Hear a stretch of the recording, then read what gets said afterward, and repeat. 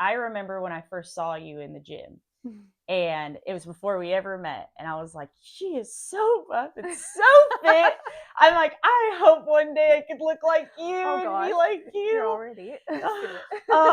I'm trying, but I was just like, man. And then I heard once we got to know each other better and started knowing a little more about your background and story, I was like, no freaking We've got a lot in common. So then I was like, you're even cooler to me. This is awesome. Yeah, we had an instant connection. We both have that background. We both want to help people, and we both like have that drive to do better. Totally. Yeah, you guys definitely do. So yeah, I've never heard much of your story or anything like your background. So yeah, wherever you want to start.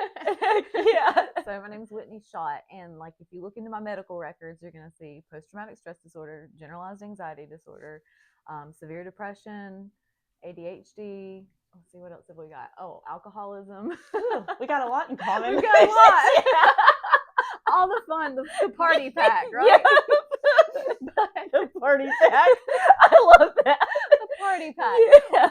But like now, people that are in my life, a lot of them don't even remember or notice that, because now they see me as wife, mom, coach, businesswoman, a bodybuilder, the things that I've allowed to come into my life now that I don't have all that other stuff. But it doesn't happen overnight. Like, you know how that is. Oh. You don't wake up one morning and go, I'm going to be an alcoholic. So you also don't want to wake up one morning. You're not going to wake up one morning and go, well, I'm just going to do everything. Yes. I'm going to be better completely. Like, it's a step-by-step process. Oh, totally. Totally. You work a long time. I was just thinking that in the mirror, and it's weird when I look in the mirror now, and it's like, man, the person I look at now is somebody that I built. Yes. That took time building. Yes. That person I wanted to be when I was a little kid that I'm like, maybe one day, and you just hope and hope and hope. And it's like slowly you mold. You get there. Yeah. Heck yeah. Exactly. And sometimes you didn't think you could. Like, not even, I guess it was about 8 years ago, I didn't even want to wake up the next day. Like, I was so unhappy, had a lot of pain, a lot of trauma. And then there was negative behavior patterns that I developed to deal with that trauma. Mm-hmm. And if it weren't for my daughters, I probably would not have wanted to live. I stayed for them, basically. So people need to know that even if you feel that in the moment, if you feel like there's not another day, there's nothing left for you, there is.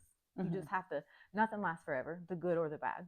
Mm-hmm. So if you can hang on through that bad and just keep your head up, step by step, you can develop the behavior patterns that take you to the life that you want. Like you said, like the little girl looking at you going, okay, we made it. Yeah. You're like, finally. Built the woman I wanted to be. Yes. No, totally. What do you think are things that you held on to? Like that, I mean, your daughters, for one, that you held on to. But what else would you say? Was there anything else that you could say, or you repeated to yourself? Like, what got you, like, really pulled you out of where you were at? I just remember praying a lot. Like, I had to lean on God and just trust that it would get better. And I mean, it's funny because it was actually 2017 Christmas Day. I realized that I wasn't going to be able to fix this by myself. I had already gone to a trauma treatment facility, came back, picked up the exact same behavior patterns. And I would try to quit drinking. I would try to do better. And I could tell I was not going to be able to do this by myself. So Christmas Day that year, I was sick. I had 103-degree fever. My kids were gone with my family. And I just started crying. I was like, God, I literally cannot do this anymore. I can't do this by myself. I need somebody to help me. I was just desperate. Mm-hmm. And then in that moment, I kind of felt like, it's going to be okay. I don't know how. Yeah. I don't know how in the world this is going to turn sure around. How this is going to work out, but it's going to be okay. So, I just had to cling to that hope. My husband did help. He came along about a month after I prayed that. And wow, that's really cool. Oh. So God sends us angels in the form of a human. And it's been him. It's been my sponsor came along in like a God kind of way. Like he puts people in your life that will help you. You just have to really hang on through it and then just pray, like, help me. You have to know that you can't do it on your own. You reach that point and you go, I can't do this on my own. I need somebody to help. And then you find that person that you can trust or people and let them help you until you can do it for yourself. Let them give you some tools and some guidelines until you're able to set those for yourself. Yeah. Oh no, that makes total sense. Because I feel like I tried for so long to do it on my own. I was White like, knuckle. I'm gonna do it this way. I can figure this out. I can do it. I can do it. Yes. And it was like, nope. And it wasn't until, same thing. Like, you come to that point where you're like, man, I'm just tired of feeling like this all the time. Like, I was sitting in the bathtub the other day, and I was telling Jeff about this because I was like, I'd sit in the bathtub, and I remember just being so depressed and have so much anxiety because they tried to tell me like I was bipolar, I had anxiety, I was depressed. They tried to put me on all these different medications and stuff. And I was just going through it, like, exactly like the feeling. That's why it's so neat to be able to relate to you, because you know how hard that could be. The sleepless nights and they make you crying yourself to sleep and like not understanding when things are going to change. And I think it was crazy. Like, it is a huge thing to have people come into your life and you think you can do it, and I just remember sitting in the bathtub in my old apartment, and I'm in like a little studio, and I would just pray to God. And that's how it started. I was like, God, one of these days, I know that I'm going to look up from this bathtub and I'm going to be in a whole new place. Right. And now when I wake up, when I'm in my bathtub now, and it was like just hit me the other night, because it was like, isn't that a cool moment? Oh, it gives me chills. Like stuff like that, where you're just like, how am I here? I told one of the guys in our group the other day, like, my life story, and it's just a trip going through it. And you're like, how did I make it through that? Yeah. Do you ever think that way? Like, all the time. What in the world? All the time. How did I make it out alive? Literally. Yeah. There was things I've gone through that happened to me, and then things that I did to myself with behavior patterns. Because once we go through trauma, we try to like fix it, and usually it's not in the healthiest way. In fact, I was put on medication for a long time, and it was way too much. Effexor, Seroquel, Valium, Xanax, and Ambien when I was 19 after trauma, and I was just zonked out of my mind. Like, had no, you don't have any idea what's going on when you're on that much medication. I went off on my own, cold turkey. Don't recommend that. Yeah, I was gonna say, don't do that. I didn't like who I was becoming. I was like, oh, I'll just quit. No, don't do that. But but I will say my brain chemistry was altered after that completely. I've managed to now come back to a normal spot. So medication can be a good thing when used properly, but it can also become dangerous. So Oh yeah. No, I know medication can be dangerous. My dad definitely he's taken medication because he's had some like psychological stuff go on with him. So I know that there is people out there that truly, I get it 100%. Some stuff you do need to get you through, or just crazy. But did you have anybody, like, I feel like what helped me a lot is I had like my mom's somebody you remind me of a lot. My mom's best friend, my Aunt Shauna. She's amazing. She's been through so much. Now she's a nurse and helps in the VA. Nice. And like, she's totally flipped her life around. But it was like she and like a couple other people I held on to in my mind. That like, I was like, I know I can get through it. And they've done it. Did you have anybody like that? I'll have to think. Well, once I got into programs, my sponsors were like that. And I think as a person, I'd always thought, okay, people that are in AA or people that are alcoholics, I never saw them as the women the type of women that my sponsors were, business owners, like people who worked in banks, principals, I didn't know that. I was like, oh, okay, these people have had this problem and then also overcome it. Yeah, those sponsors, like I would see they had their careers, they had children, they had, all the things that I wanted, and they still had gone through the problems like I had, but also come out on the other side. So I guess that would kind of, and I saw people that I knew that I didn't want to be. Yes. So there was people that didn't get the help, and I'm like, I don't want to do that. Oh, that makes that so much sense. Too. Yes. Me, I feel like the people who've gone through the most can also be like the strongest people. Like, it made sense to me. Yes. Like when you ended up telling me and we got to know each other more, I'm like, oh my goodness, it makes sense why she's freaking ripped and out perfect. People is like bodybuilding prep for a lot of people is hard. Yeah. They don't want to be hungry. They don't want to do 2 hours of cardio. They don't want to get up at 4 o'clock in the morning. For you and I, that's not hard. Like compared to what we went through to pull ourselves out of the gutter, that kind of pain when you're there is nothing. Like I'll take the bodybuilding prep every day. It's easy compared to that, time. So we're able to do tougher things because we've already been through that kind of pain. I like to run. If I'm running fast and it hurts, it's like, you know what, it doesn't hurt as bad as the pain I had before. Right. So I think it does. It builds people that are stronger. For sure. 100%. Because I feel like that's what I think about even when I'm at the gym. I can take myself back to certain places in my mind of when I went through tremendous pain. And it's like, girl, you got through that. You better freaking keep on going. You've dealt with that for years. It wasn't just like the last 5 minutes on the stair stepper. Yes, exactly. I mean? Exactly. Well, we can handle the stair stepper. We've got this. Exactly. Oh, and then we get our dopamine reward. So that's a double plus. Completely. Big time. I think that's why exercise is so helpful too. Like for anybody, but especially for people who are coming out of either addiction or behavior patterns. Those behavior patterns of that substance was giving you that dopamine. And now you got to remind your brain that you have to earn it. So we have to set those patterns where we are going to the gym, especially I think in the beginning, going in the morning is really important. To like go ahead and get that started, get your dopamine before you start the day. Go ahead and get your reward in your brain and then start your day that way. But that's a big factor, I think. Yeah. Big time. Me and Jeff have talked and we're like, you have to have something to replace it with. Yes. Especially and to feed your energy. And like I tell Jeff all the time, like I can go literally up to 2 days and I can't miss past that. Yeah. Or I'm in danger zone. Danger zone. Yeah. That's like everybody's in danger zone. Yeah. So it's like, okay. Same. Yeah. Yeah. But how soon after, like, how long ago was it that you went through all of that? So I've gone on and off. I was sober when my children were younger. And then after I got divorced in, I guess it was 2015, I started drinking. And it was casual at first.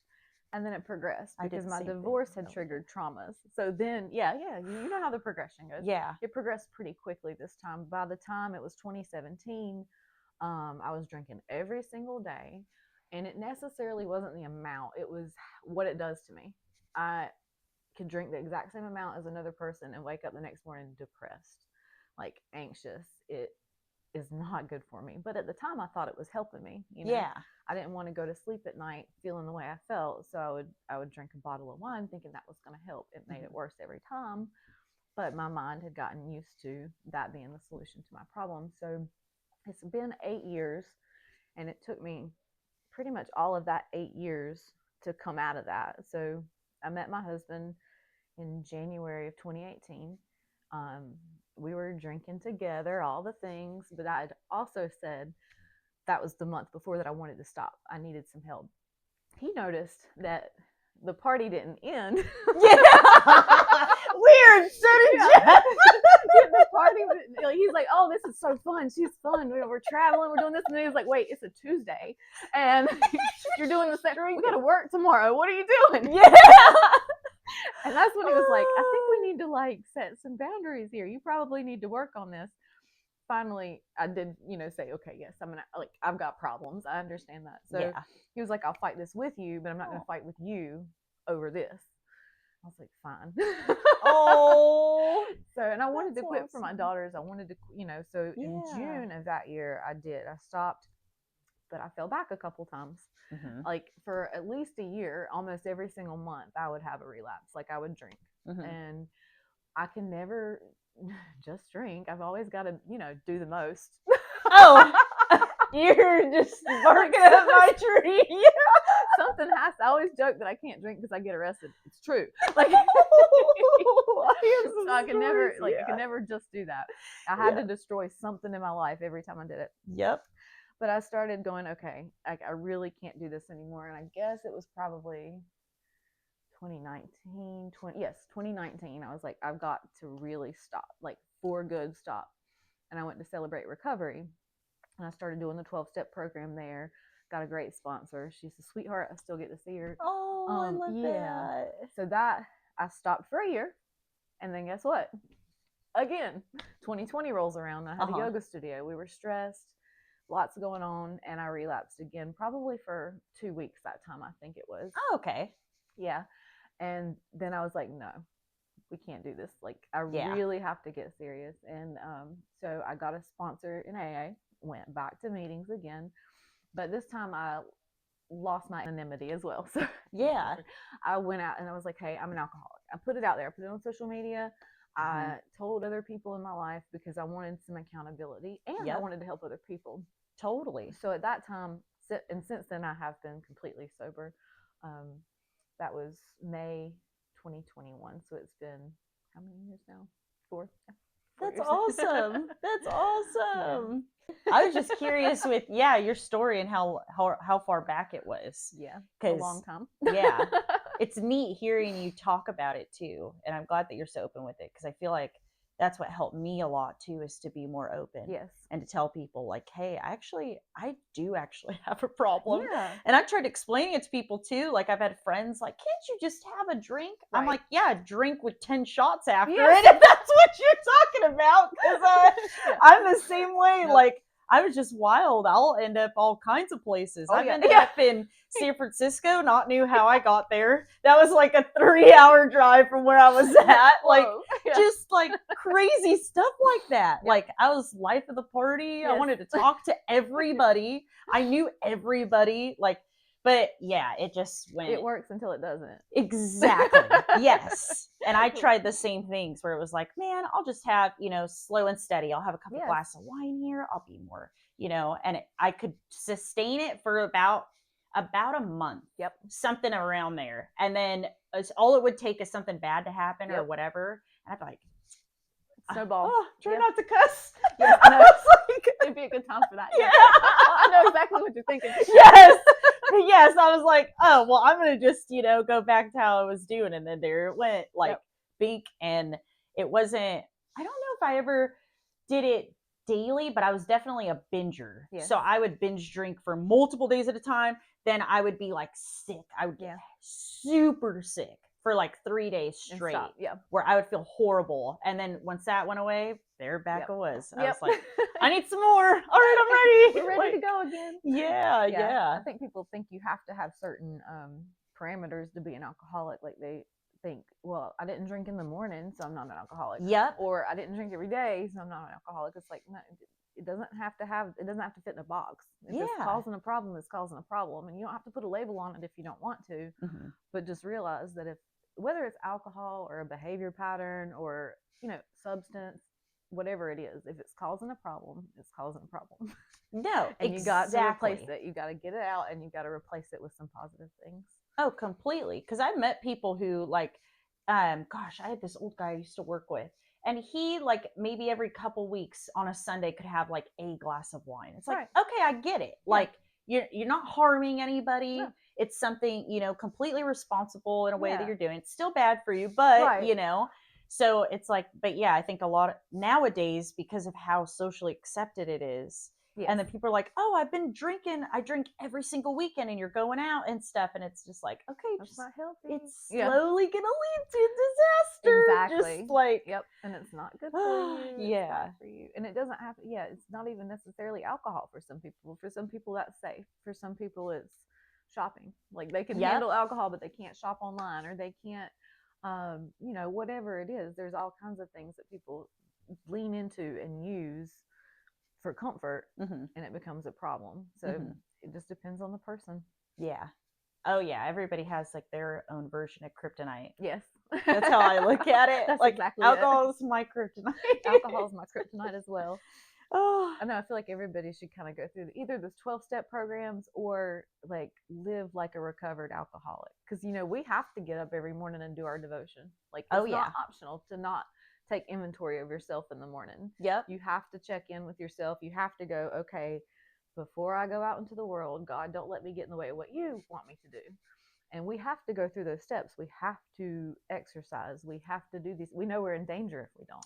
Oh, for sure. So I'm like, maybe everybody kind of needs to treat themselves like an addict. Yeah. No, seriously. Set up the habits like we have. Because then you learn. Because I feel like then you have to have structure. Like me and Jeff say our little 10 commandments for ourselves every morning, and then I read my Bible and it's like, okay, these are what I live my life by, and I have to stick with them. Yep. And if I waver, I already know what happens when I waver. Yeah, play the tape. So it's like, why, like, don't want to do that again. But I'm curious too for you, because For me, with my alcoholism, it definitely ran in my family tree. Yes. Big time. All branches. Yeah. Yeah. And for me, when I drank, I turned into another person. Mm-hmm. You were dealing with like the alternate Chelsea. Right. Like it was completely different person. And I know that my dad's mom was like that.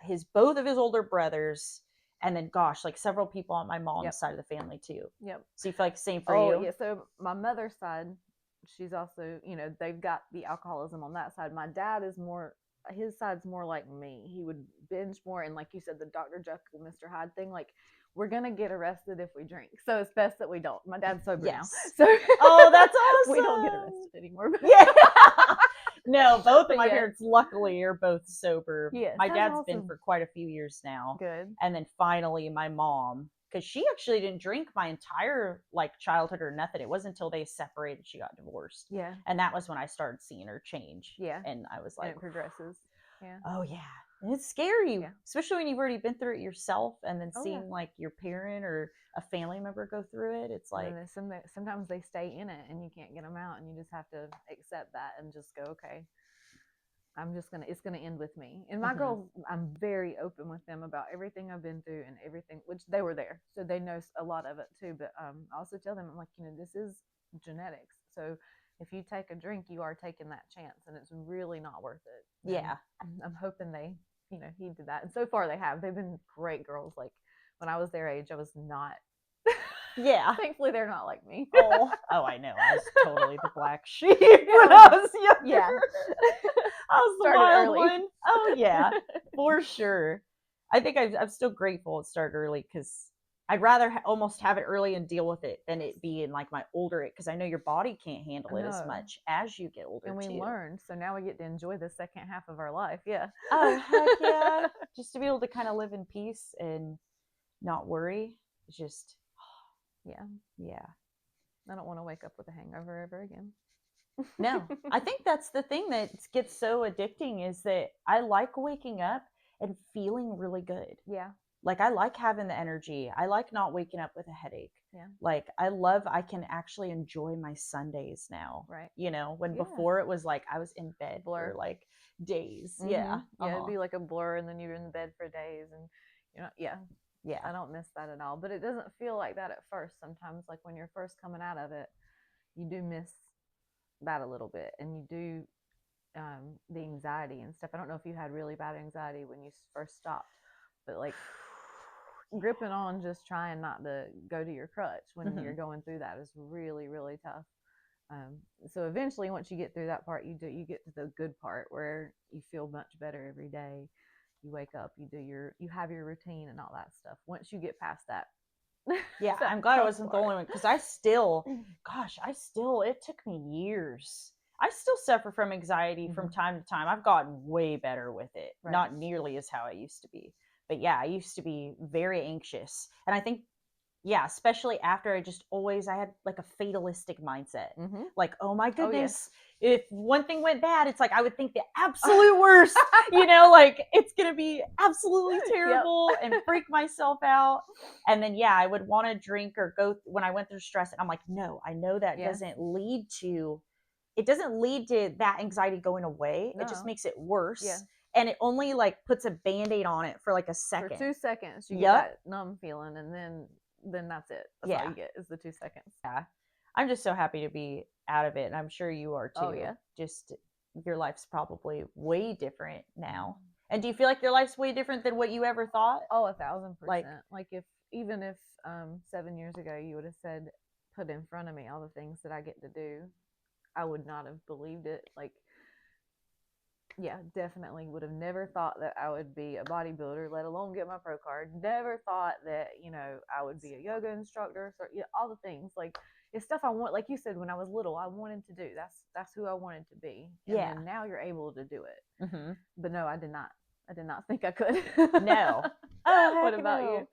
Yeah. Oh, no, same thing. Like, even making podcasts, even like doing social media, and then working the jobs that I did, living in North Carolina. That's like been, just a trip in itself.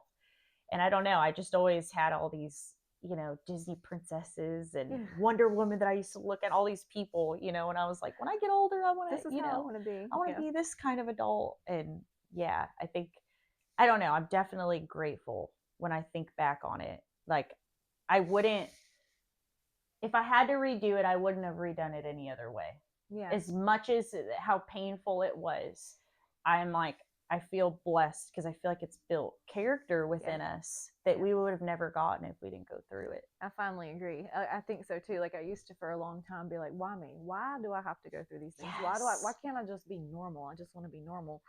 But now I realize there's so many people that need the help, and like you said, we're a little tougher from it too.